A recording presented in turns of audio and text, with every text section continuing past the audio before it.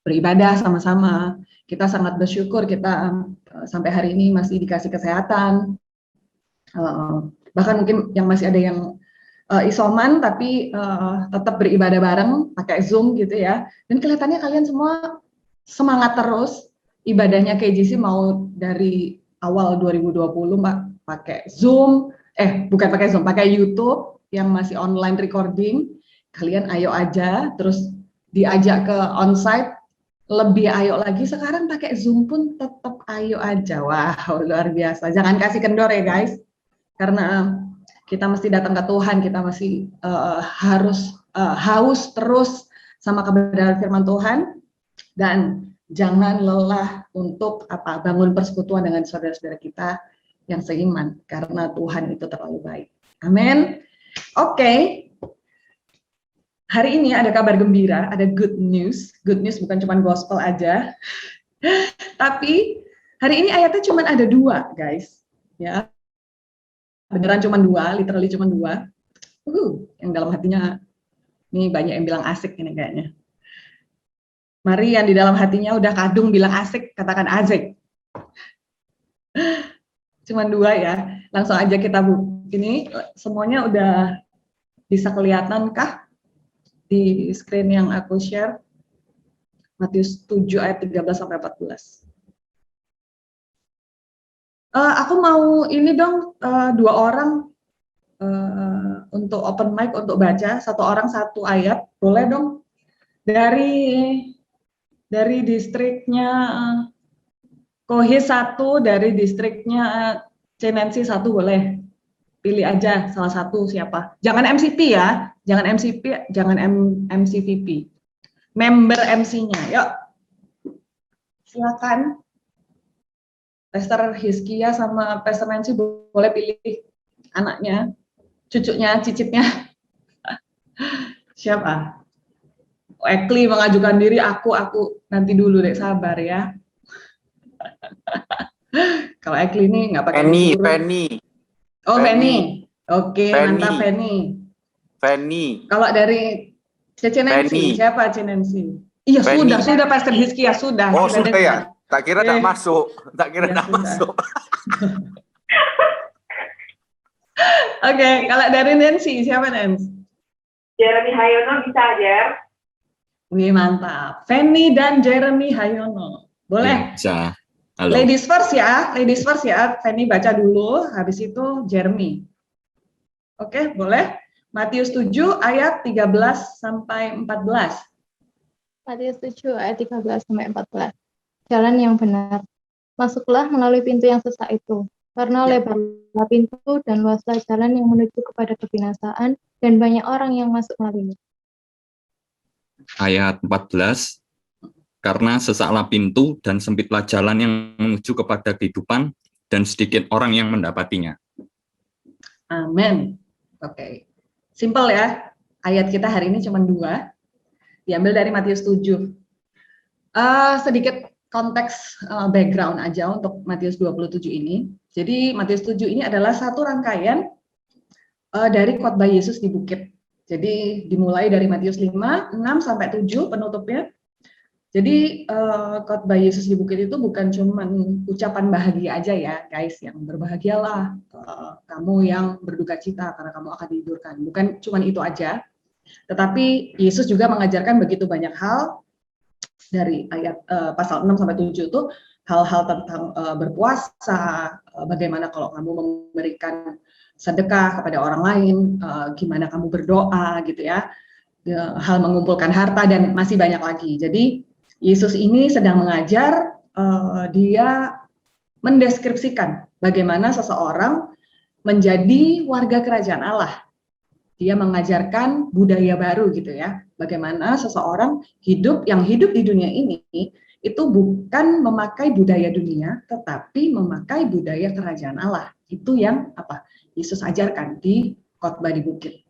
Nah, di pasal 7 ini Yesus menutup dengan menyodorkan pilihan, ya, bahwa semua orang yang mengikut dia itu perlu membuat pilihan.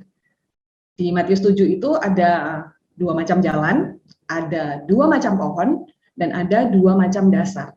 Itu ada di Matius 7 ya. Jadi bahwa semua orang itu, orang yang mengikuti Yesus itu harus pilihan gitu ya. Nah, ini sama sih, similar dengan hashtag kita, lifestyle in the light ya. Bagaimana kita anak-anak terang itu hidup di tengah dunia yang mungkin sedang mengalami kejatuhan, dunia yang sedang berduka kena pandemi ini ya. Kita punya gaya hidup kerajaan Allah dan itu semua berasal dari keputusan-keputusan kita setiap harinya gitu. Kita harus memilih pilihan-pilihan dan keputusan-keputusan sesuai dengan Injil Kerajaan Allah gitu ya, untuk menghidupi budaya kerajaan terang. Nah, di yang hari ini akan kita pelajari adalah tentang 2 macam jalan. Yang pertama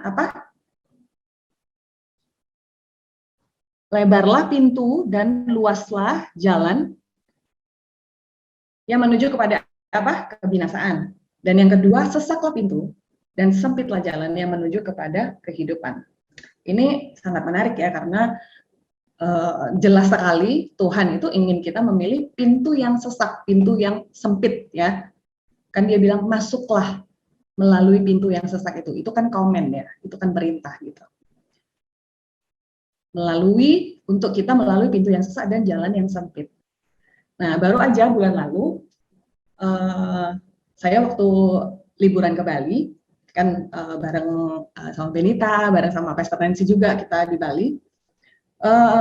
Pastor Nancy itu di hari terakhir dia mau pulang dari Bali, dia bilang ini dong sebelum ngedrop aku di bandara, dia bilang aku pengen dong mampir ke kafe mana gitu yang ngopi-ngopi cantik gitulah ya. Terus habis itu tapi karena perlu ngedrop ke bandara, ya udah yang searah ke bandara, kita pilih ke daerah Kuta. Nah,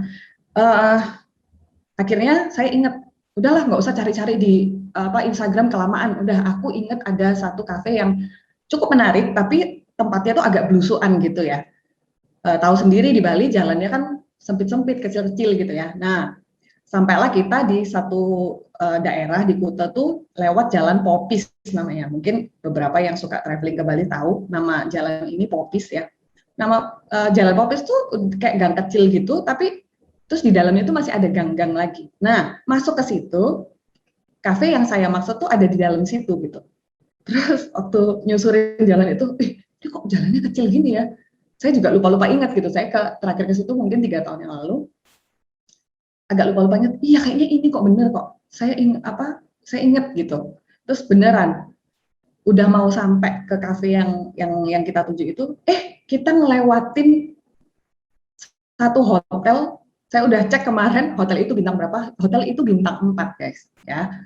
Nggak usah sebut merek ya, pokoknya dia salah satu hotel yang ada di Surabaya juga, yang di atasnya mall di barat ya, mall yang besar banget, di atasnya itu ada hotel itu. Nah, di Bali itu ada hotel itu tuh di gang yang sempit itu, bayangin.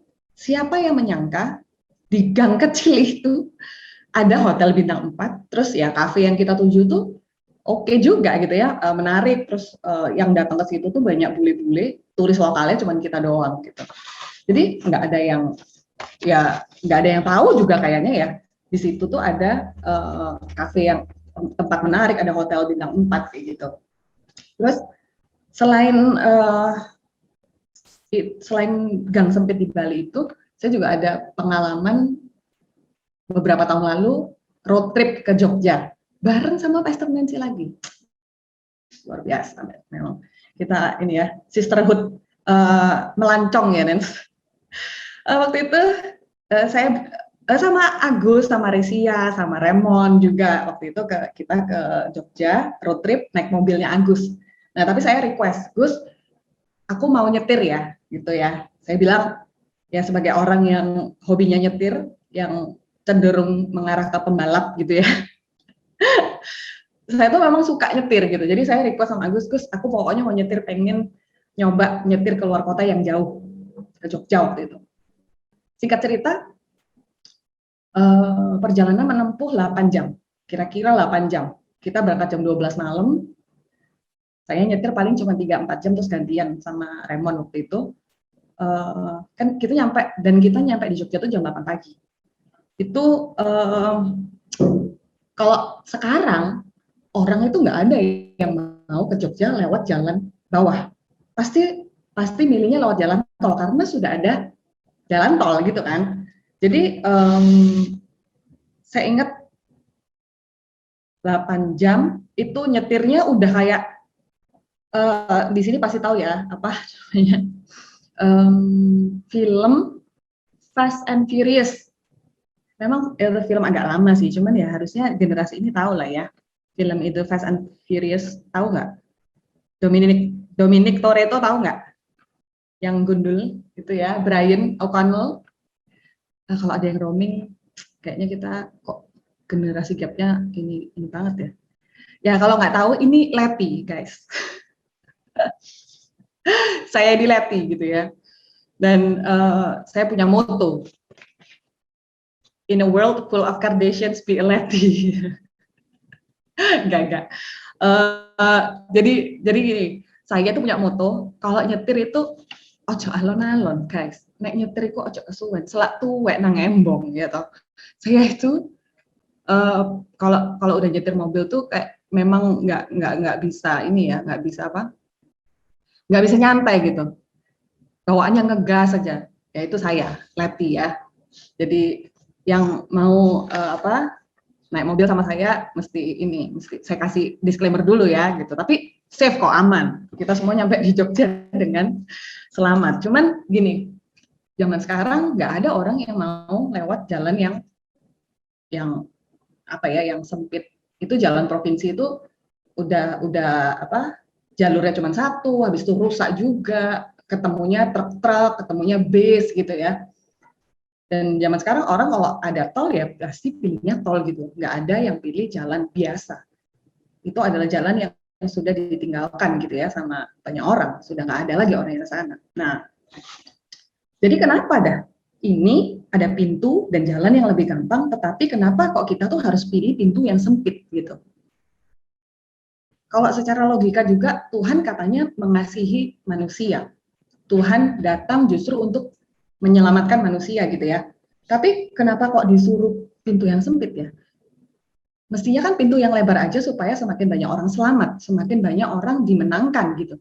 Ya ini logika sederhana aja ya. Tetapi Yesus tetap bilang masuklah melalui pintu yang sesak dan pintu yang sempit. Oke. Sebelum saya masuk lebih dalam lagi, aku mau ajak main games boleh ya? Jadi mungkin agak-agak molor 5 menit ya, SU nggak apa-apa. Jadi aku mau ajak main game. Yuk kita open cam karena aku pengen lihat jawabannya kalian. Open cam. Ricky, Roche, siapa lagi nih? Lovena, Jessica Grace. Kita mau main. Andre Feli, Calvin. Ivan ya, itu pokoknya ya yang belum pada open cam, yuk kita open cam. Saya mau ajak main games. Gamesnya gampang kok ya. Gamesnya sebentar. Mana ini? Ini dia. Let's play. Mainnya gampang kan, disordered. Anak Instagram pasti tahu lah ya. Cuman pilih doang antara yang kiri atau yang kanan gitu ya. Kalau antara satu atau dua gitu ya. Dan mohon dijawab. Jadi nggak usah open mic. Jawab aja kalau yang sebelah kiri ya 1, yang sebelah kanan ya 2 gitu ya. 1, 2. Gampang kan? Jadi ayo buka kameranya sebelum kita mulai mainan sore ini. Langsung aja ya. Yang pertama, pemanasan dulu. Kamu anak Netflix atau anak YouTube? Ya, pengen tahu. Wih, Doni anak Netflix Doni. Banyak anak YouTube juga nih ya. Karya, lo Jack sama Noni kok nggak sepakat ini ya? Ya apa? Jangan berantem ya, nggak boleh berantem ya. Nah kalau emak sama Fani, mantap, anak YouTube ya. Kalau Karya anak Netflix, oke. Oke, pertanyaan kedua. Kamu suka film box office atau drakor? Coba pengen tahu. Nah, kalau Ufit sudah pasti dia, garis keras kalau Ufit. Kalau Koeko sama Cipriska dia apa ini? Drakor kayak ya. Oke, lanjut pertanyaan ketiga. Kamu kaum rebahan atau rajin olahraga? Tapi rebahannya jangan kayak anak kecil ini ya guys. Waduh, memang newlywed ini ya kaum rebahan guys. Jack Louis sama Noni Christina ini. Wow. Oh, Benita 1 dan 2. Bisa ya? Jadi olahraganya sambil rebahan ya Ben ya? Oke, boleh. Ya, bisa. Lanjut ya. Tim keropok atau tim sambal? Ya. Weh, tim keropok banyak, tim sambal. Saya tim keropok. Daniel Putra tim sambal. Ada tas sambal di sana. Ivan sama Angel, wah. Ya saling melengkapi lah ya. Satunya keropok, satunya sambal. Satunya beli keropok, satunya beli sambal. Enak wes. Oke. Lanjut. Ya, ini telur dulu apa ayam dulu? Ojo wes nanti tukaran. Tim telur dulu apa ayam dulu wes. Ojo wes. Lanjut aja. Nah, kalau makan bubur sih ada apa? Nggak diaduk. Tapi ojo gila nih kayak gitu. Aku waktu bikin ini tuh ngakak-ngakak sendiri, kok ya ada itu orang sebelah kiri tuh Kak dia dapat dari Twitter. Aku dapat dari Twitter itu gambar itu, guys.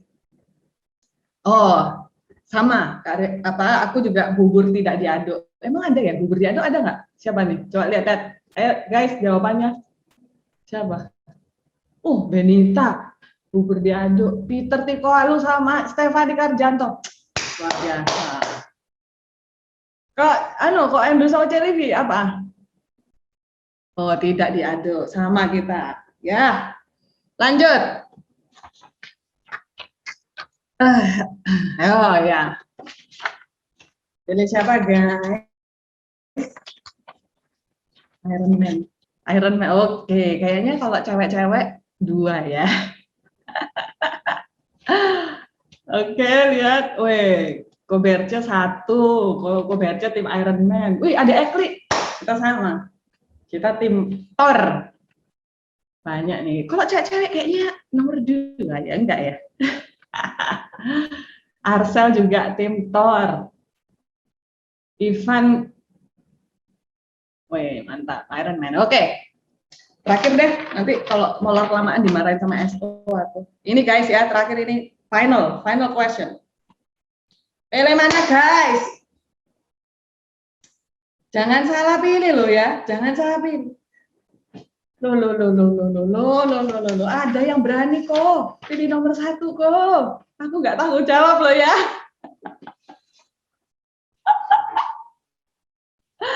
Guys, nggak apa-apa, di hati nomor 1 tapi jawabnya nomor 2.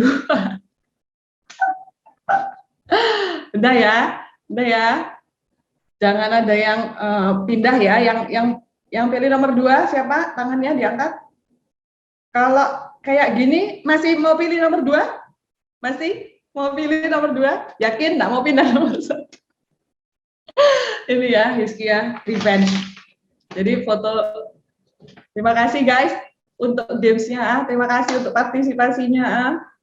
Buat yang suami istri, buat yang pasangan, kalau berbeda jangan ini loh ya, jangan kontok-kontokan. Harus, itu namanya saling melengkapi gitu ya. Oke. Terus untuk menutup games ini, mohon maaf ya His, ini foto ini memang fotomu, tapi ini adalah copyrightnya ada di saya karena ini foto ini ada di handphone saya. Jadi ini guys, His itu ngefoto sendiri pakai handphone saya, dia selfie gini, terus dijadiin home screen saya, ya. Ini udah nggak tahu tahun berapa, jadi sekarang tak keluarin, ya. Oke, His, jangan marah ya. Oke, terima kasih sudah berpartisipasi di dalam games. Oke, apa sih relevansi dari ayat hari ini dengan games yang barusan ya? Relevansinya adalah pilihannya itu cuma ada 2 guys ya, cuma ada 1 dan 2 gitu ya. Kamu mau pilih yang mana? Nah tadi ada tuh yang jawab aku 1 tapi juga 2, terus dua-duanya aja gitu ya. Nah itu nggak bisa, nggak ada, pilihannya hanya 1 dan 2, tidak ada pilihan ketiga. Kita tidak bisa menciptakan pilihan ketiga sesuai mau kita, sesuai selera kita, sesuai kondisi kita. Karena hanya ada pilihannya satu pintu yang sesak dan satu pintu yang lebar. Tapi Yesus tetap meminta kita untuk masuklah dan pilihlah pintu yang sesak, gitu ya. Jadi apa sih pintu yang sesak itu? Bicara tentang apa? Pintu yang sesak itu bicara tentang limitation, bicara tentang batasan, gitu ya. Ada batasan di mana kita ini nggak boleh mendefinisikan Tuhan, tidak boleh menciptakan definisi kita sendiri tentang Tuhan. Semua itu ada batasan dan semua itu sudah tertulis di Alkitab. Alkitab adalah batasan kita dalam kita mengenal Tuhan, gitu ya. Pintu yang lebar itu bicara tentang banyaknya possibilities tentang bagaimana manusia itu bicara tentang Tuhan. Mulai dari free thinking, ya, mulai dari emotionally speaking. Ya buat aku Tuhan itu terlalu kejam lah kalau dengan pandemi ini. Terlalu banyak orang yang menderita, terlalu banyak orang yang kehilangan orang yang disayang, gitu ya. Tuhan itu kejam.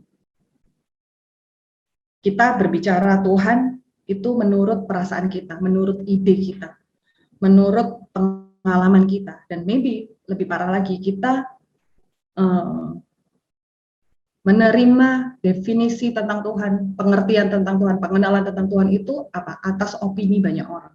Nah, di sini kita jelas ya, narrow gate itu bicara tentang limitation. Kita nggak bisa menciptakan definisi kita sendiri tentang siapa Tuhan.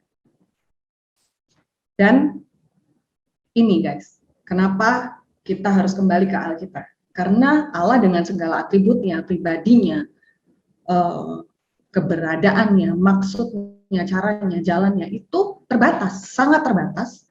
Hanya ada pada divine revelation. Apa itu divine revelation? Yaitu pewahyuan yang diilhamkan dan dinyatakan langsung, dinyatakan sendiri oleh Allah, gitu ya. Nah, ini mumpung ada Pastor Peter bersama dengan kita. Jadi PGC itu ada satu segmen namanya Expandable, Exploring and Understanding the Bible, yang di-host dan di-guide dengan luar biasa oleh dua saudara kita, Pastor Peter dan Ekli, ya. Mereka nge-guide memberikan arahan untuk kita bisa menggali tema-tema yang spesifik. Nah, yang terakhir yang diangkat sama Expandable adalah 7 pernyataan akulah dari Tuhan Yesus, ya. Akulah pintu, akulah jalan kebenaran dan hidup, akulah roti kehidupan, dan seterusnya. Ada 7 ya. Nah, di seri yang perkataan akulah pintu, Peter itu menjelaskan ada 4 makna. 4 makna dari pintu untuk bangsa Israel di zaman itu. Jadi, pintu atau gerbang itu memiliki makna sebagai akses kepada wahyu Allah. Jadi gambarannya ketika pintu dibukakan, ketika pintu gerbang itu dibukakan, artinya Allah itu memberikan informasi-informasi hikmat wahyu yang rahasia, yang sebelumnya manusia itu nggak pernah tahu tentang Tuhan. Itu wahyu Allah itu mengalir karena pintunya dibukakan, gitu ya. Itu mengalir dari Allah kepada manusia. Jadi artinya Allah sedang mengizinkan dirinya diketahui oleh kita manusia, oleh ciptaannya, sedikit demi sedikit, dari waktu ke waktu, seperti waktu itu Peter bilang, seperti menyusun sebuah puzzle. Jadi informasi-informasi itu dikumpulkan seperti menyusun sebuah puzzle. Nah, Firman mencatat bahwa Yesus berkata, akulah pintu itu. Ya, tadi 7 perkataan Yesus, akulah pintu itu. Yesus lagi bicara bahwa akulah wahyu Allah yang sempurna. Wahyu tentang Allah yang ada dalam satu pribadi yang datang kepada dunia, dan ketika dunia menerima dirinya, yaitu Yesus, maka manusia tidak perlu lagi bermain puzzle, tidak perlu lagi menyusun sepotong-sepotong informasi tentang Allah, hikmat tentang Allah, wahyu tentang Allah. Nggak perlu, karena apa? Yesus adalah wahyu yang sempurna. Yesus berkata, semua lengkap, semua itu sempurna di dalam aku. Kepenuhan Allah itu ada di dalam diri Yesus. Dan Yesus juga berkata, I am the way, the truth, and the life. Tidak ada seorang pun yang bisa sampai kepada Bapa kalau tidak melalui aku, gitu ya. Jadi, pintu yang sempit itu mengarah kepada satu pribadi yang spesifik. The door and the narrow is as narrow as Jesus. Door and the way is narrow, and it is as narrow as Jesus. Jadi sangat jelas ya, pintu yang sesak itu mengarah pada sesuatu yang sangat terbatas, yang sangat spesifik dan sangat lugas. Apa ya? Nggak pakai banyak cincong gitu ya. Langsung straightforward. Pintu yang sesak itu mengarah kepada Yesus. Satu-satunya dan tidak ada yang lain. Dan pintu yang mengarah kepada kehidupan hanyalah melalui Yesus, ya. Dan kita mesti ingat kenapa pesan ini tuh pintu yang sempit itu mengarah kepada Yesus, karena kita masih ingat kitab Matius adalah kitab Injil yang ditujukan spesifik kepada orang-orang Yahudi, di mana mereka itu menantikan juru selamat untuk datang menyelamatkan mereka. Dan tujuan utama dari kitab Matius adalah menunjukkan, hey, Mesias yang kamu tunggu-tunggu itu sudah datang. Ini loh orangnya. Gitu ya. Matius itu nulis kitab ini untuk meyakinkan para pemimpin agama Yahudi, orang-orang Farisi dan orang-orang Saduki waktu itu. Ini loh, Yesus itu punya otoritas yang ilahi. Dia adalah Allah sendiri. Tetapi susah gitu ya, ngasih pengertian kepada orang yang sudah punya image, sudah punya konsep sendiri di benaknya tentang siapa itu juru selamat, tentang gimana juru selamat itu gitu ya. Dan menurut orang Yahudi, enggak kayak gitu. Juru selamat itu enggak kayak Yesus. Juru selamat itu tidak kriteria Yesus itu enggak masuk dengan juru selamat yang ada di benak mereka gitu ya. Padahal bukti-bukti yang menunjuk kepada Yesus sebagai Mesias yang dijanjikan itu ada di depan mata mereka. Bukti itu sangat banyak dan itu sesuai dengan apa yang sudah dinubuatkan oleh nabi-nabi di Perjanjian Lama. Kembali ke kita. Buat kita, sangat mudah kita itu juga terkunci dalam pemikiran kita sendiri tentang siapa Tuhan, tentang bagaimana Tuhan seharusnya atau semestinya menurut kita atau bagi kita gitu ya. Pada akhirnya kita membiarkan diri kita menolak kebenaran karena yang di depan mata kita seringkali nggak sama konsepnya dengan apa yang kita pikirkan tentang Tuhan gitu ya. Kita sudah punya konsep duluan di benak kita. Dan ujungnya akhirnya apa? Kita minta bukti terus sama Tuhan gitu ya. Bahwa Yesus itu benar-benar dapat berbuat sesuatu untuk hidup kita. Gitu. Ini pesan poin yang pertama, bahwa pintu yang sempit itu bicara tentang pribadi Yesus ya. It is as narrow as Jesus. Kita lanjut ke poin kedua. It is the door first and then the way. Ya, masuklah melalui pintu, maka kamu akan menemukan jalan yang sempit, tetapi itu akan mengarahkan kita kepada kehidupan. Ya, it is the doorway first and then the way. Sorry, it is the door first and then the way. Kalau agama lain mengajarkan manusia itu harus berusaha berbuat ini dan itu untuk sampai kepada Allah. Ya. Manusia harus berusaha dengan kekuatannya, dengan akal budinya, untuk mengejar segala perbuatan-perbuatan yang baik, untuk bisa sampai ke pintu itu, pintu keselamatan itu ya. Tetapi sesungguhnya Allah itu bermurah hati loh kepada kita manusia. Lewat anugerahnya, Dia mengirim Kristus. Untuk apa? Supaya kita itu bisa nyampe ke pintu itu. Supaya kita tuh bisa nyampe kepada pintu keselamatan, yaitu pribadi Yesus itu sendiri ya. Dan itu bukan benar-benar bukan karena kita yang mencari-cari, kita yang melakukan ini dan itu. Bukan karena kita melakukan perbuatan-perbuatan baik untuk kita menyenangkan Tuhan. Tapi ketika kita telah menerima Yesus dengan iman percaya, maka Setelah kita menerima Yesus, kita memilih untuk hidup menurut jalan-jalan kebenarannya Kristus. Dan makanya Yesus bilang, berbahagialah kamu. Berbahagialah kita yang kita mengalami penganiayaan, yang kita berduka cita. Kita berbahagia karena kita sudah bersama dengan Yesus. Kita memilih untuk hidup bersama Yesus. Memang tantangan yang terbesar dari kehidupan untuk mengikuti Yesus itu ya mengikuti Yesus itu sendiri, ya, untuk bertekun menghidupi kehidupan mengikut Yesus. Itu tantangannya. Karena apa? Disebutkan jalannya sempit dan nggak semua orang mendapatkan. Kita lihat bagaimana di awal pelayanannya Yesus. Yesus tuh sampai khotbah di bukit karena dia melihat begitu banyak orang yang mengikuti dia. Kan itu awalnya dia memilih murid-murid, ya. Dia memilih murid-muridnya tuh ada 12.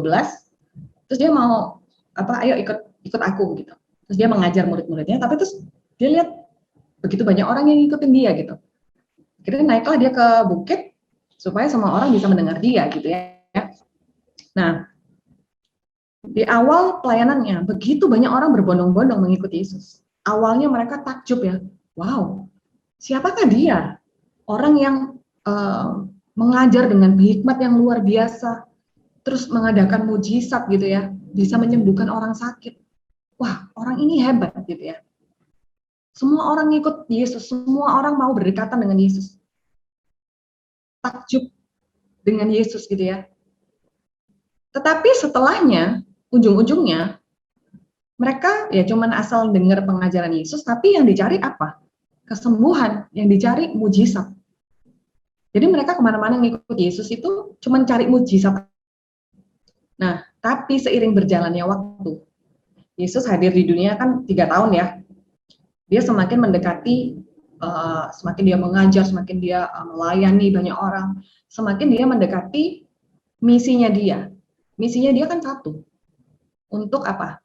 Mati di atas kayu salib, untuk supaya dia mati, kemudian dibangkitkan, dan dia itu menjadi suatu karya keselamatan yang yang Bapa rancang ya untuk kita.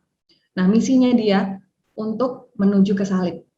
Nah, semakin mendekat ke salib, maka semakin merotol orang-orang yang ikut dia. Karena semakin mengenal Yesus, semakin paham bahwa, oh kalau ngikut Tuhan itu ternyata bukan cuma melulu perkara mujizat, perkara kesembuhan, tapi aku disuruh menyangkal diri, aku disuruh meninggalkan keluargaku.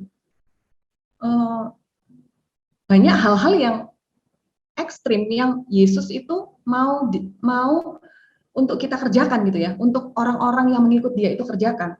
Jadi semakin nyata bahwa mengikut Yesus artinya semakin menyangkal diri, semakin hidup bukan untuk diri sendiri, maka semakin berkuranglah pengikut Yesus. Semakin bertambah sedikitlah orang-orang yang mengikut Yesus sampai akhir, bahkan only few yang sampai meneruskan pelayanan Yesus memberitakan Injil dengan radikal. Saya ada di penghujung sermon ini. Hari ini mari kita cek ke hati kita sendiri gitu ya. Kita seringkali kita sudah tahu siapa Yesus, bahkan kita Kristen, gua Kristen dari lahir gitu ya. Ya emang udah dari sononya kita Kristen gitu. Tapi kita kenal Tuhan, kita kenal Yesus, kita tahu siapa dia, kita tahu dia adalah juru selamat, dia adalah pintu keselamatan. Dialah jalan menuju kepada kehidupan gitu ya.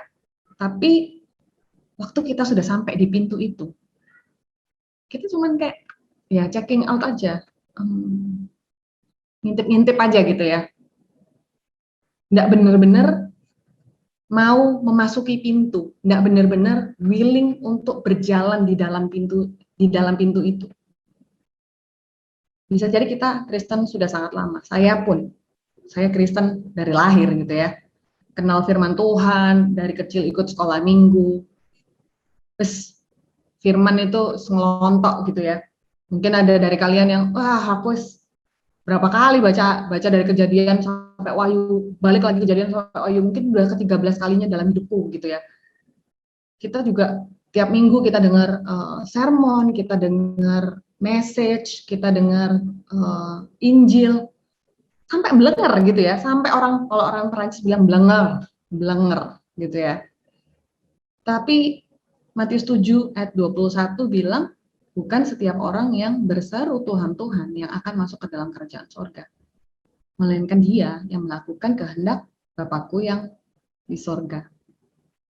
Jadi, apakah kita mau untuk mempercayai dia gitu, dan untuk ikut jalannya, jalan yang diambil oleh Kristus gitu ya?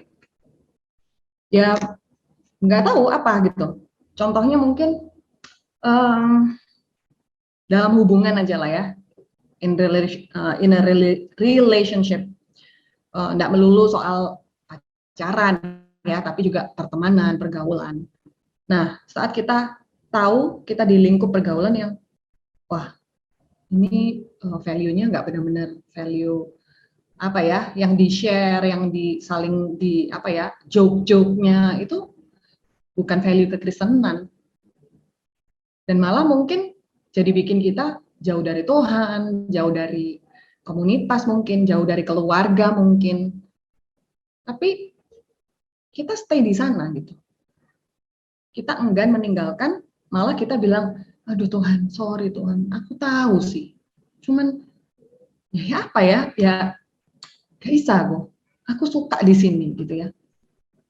Itu artinya kita sedang ngomong sama Tuhan, ya aku cinta sama ini lebih daripada aku cinta engkau. Tapi memang benar-benar kita tuh menyembah Allah yang sangat-sangat bermurah hati ya kepada kita. Dia tahu persis siapa kita, dia tahu kecenderungan hati kita, yaitu untuk menolak dia, untuk nggak mau sama dia.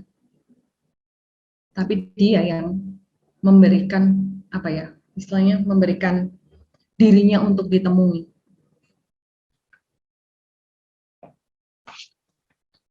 Dulu saya melihat ayat ini tentang pintu yang sesak dan pintu yang lebar itu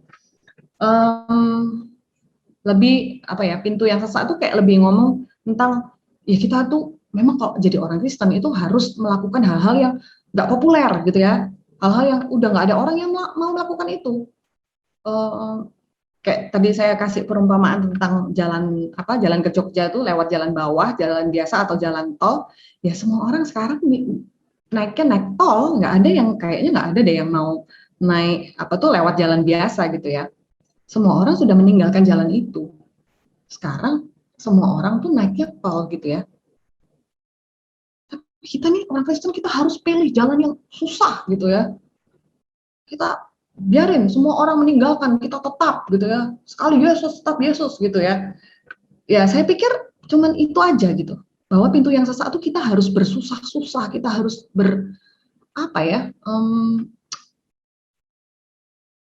beda gitu. Saya ini beda dengan yang lain memang, karena saya pengikut Kristus. Ya memang iya gitu.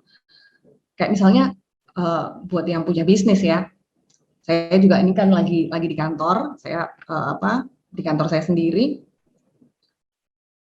saya running bisnis, running usaha ini udah sekitar lebih dari 10 tahun sama beberapa teman saya, dan kita stay small karena kita awal-awal tuh waktu kita brainstorm untuk bangun usaha ini, kita tuh ngomong kita sepakat ya nggak gampang-gampang kita gandeng orang, gandeng investor gitu ya. Udah nggak apa-apa, kita tetap kecil dengan orang. Waktu itu cuma 7 orang, 6 orang malah, cuma 6 orang. Dan saya bersyukur sekali di kantor ini orang-orangnya ada yang di luar Kristen, tapi kita punya value yang sama gitu. Bahkan value kekristenan itu sangat dihidupi di kantor saya ini gitu. Jadi saya senang sekali meskipun ini bukan kantor yang besar, ini bukan bisnis yang besar. Tapi ya puji Tuhan, Tuhan menyertai sampai lebih dari 10 tahun dan kita tuh udah kita berbisnis jujur aja, integritas aja. Dan saya bisa relate gitu kepada bisnis-bisnis lain. Kena pandemi kayak gini nih udah udah bisnisnya kecil, kembang kempis, kena pandemi lagi, ya kan? Mestinya sih banyak orang-orang lain berbisnis itu ya udah sogok sana sini demi dapat tender, demi menang proyek.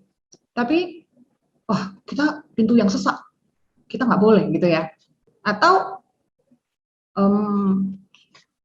apa pintu yang sesak menurut versi kamu gitu? Apakah memberi pengampunan kepada orang yang bersalah sama kita? Ya, itu pasti akan terasa menyesakkan. Ketika kita melepaskan pengampunan, ketika kita melepaskan hak kita untuk membela diri, gitu ya. Padahal orang ini bersalah sama kita. Itu pasti akan terasa menyesakkan. Itulah pintu yang sesak gitu ya. Terus kita menyangka bahwa kalau kita melakukan hal-hal ini, itu akan menyenangkan hati Bapa kita di surga, makanya kita ini dapat ganjaran kehidupan, gitu ya. Apakah pesan-pesan seperti ini itu salah? Enggak salah juga sih. Tapi apakah maksud dari ayat firman Tuhan ini cuma segitu aja? Of course not, gitu ya. Makanya pintu yang sempit itu bukan berbicara tentang pilihan-pilihan yang sesak, yang menyakitkan, yang merugikan yang kita ambil. Tetapi pintu yang sempit itu berbicara langsung tentang pribadi Yesus, ya. Dan dia adalah satu-satunya pribadi yang bersedia menukar hidupnya, bersedia menukar kehidupannya bersama Bapa yang penuh kemuliaan, penuh keagungan, dan dia rela menjadi jalan yang sempit. Dan bukan cuma itu, dia harus menghadapi kebinasaan. Supaya kita yang seharusnya binasa, kita yang seharusnya menghadapi maut, itu diambil alih semua. Terjadi pertukaran. Di mana ketika Yesus mengambil jalan yang sempit itu, mengambil pintu yang sempit itu, dan mengambil jalan salib. Ini yang pengertian pintu yang sempit yang benar gitu. Bahwa ada pribadi yang membuat kita tuh bisa terkoneksi kembali kepada Bapa. Supaya kita itu mengalami kelimpahan kasih. Masuklah kepada pintu yang sempit dan kepada jalan pintu yang sesak dan jalan yang sempit, tetapi ujungnya adalah kehidupan. Ini adalah pribadi Yesus yang memberikan kita hubungan yang dipulihkan bersama Bapa. Karena hidup yang ada di dalam Kristus, hidup yang ada bersama Bapa, itu kita akan mengalami kelimpahan, mengalami kelegaan yang sebenarnya. Karena kelegaan itu hanya ada di dalam Tuhan, di dalam Bapa, yang memberikan pengampunan dan memberikan anugerahnya Dia. Tadi lagunya bagus ya, Mak. Terima kasih untuk sudah memimpin kita untuk menyembah Tuhan sama-sama. Di lagu itu dibilang This world is dying to know who you are. Tetapi sesungguhnya you've shown us the way to your heart. Wow, luar biasa ya. Bukan kita yang nyari. Dunia ini memang lagi nyari. Kita ini memang lagi mencari-cari. Tapi Tuhan itu hadir. Tuhan itu menyatakan dirinya. Dia yang hadir, dia yang datang gitu ya kepada kita. You've shown us the way to your heart. Dan pintu yang sempit ini memang akan membuat kita terasa sesak. Membuat kita terasa terhimpit. Bahkan digambarkan di bahasa Yunaninya, Greeknya. Pintu yang sempit itu hanya bisa dilalui oleh satu persatu orang. Nggak even bisa gandengan berdua, berdampingan, nggak bisa, nggak cukup. Ya, jadi waktu kamu memilih Yesus, memilih pintu yang sempit itu. You can feel so lonely sometimes.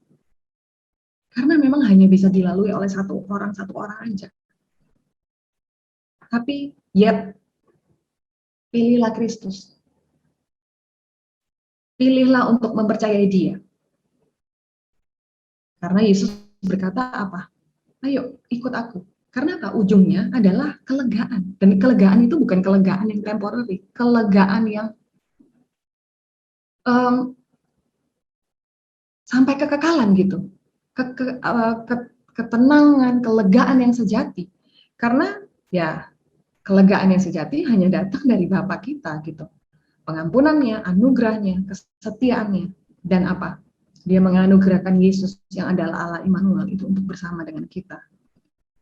So, Kejicians, meskipun you can feel so lonely untuk memilih pintu yang sempit dan untuk berjalan melalui jalan yang sempit dan sesak itu, tapi Dia Allah Immanuel. So, mari Kejicians, terimalah setiap hari, terimalah Yesus setiap hari, ya. Dan pilihlah Yesus setiap hari dengan iman. God bless you, Kejicians. Saya kembalikan.